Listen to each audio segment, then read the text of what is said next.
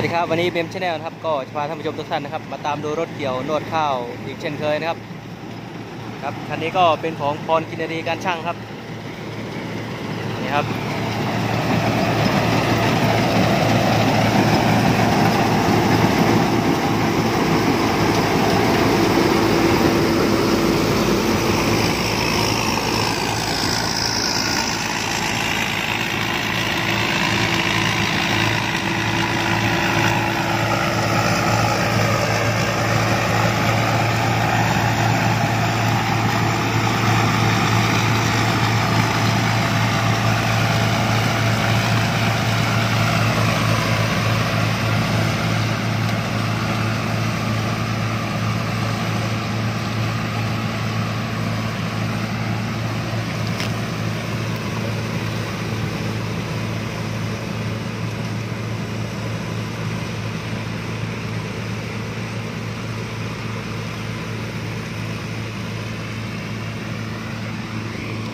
ดูกันเพลินๆแล้วกันนะครับนี่ครับ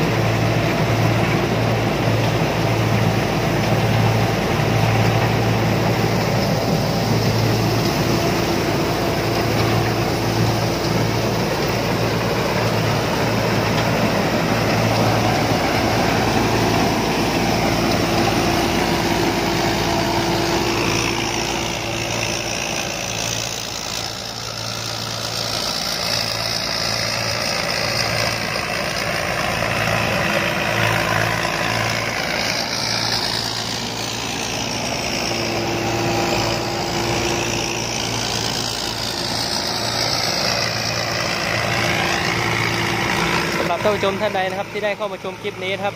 อย่าลืมกดไลค์กดติดตามกดแชร์ให้ช่อง BM Channel ของเราด้วยนะครับสำหรับคลิปนี้ก็ขอขอบคุณมากครับ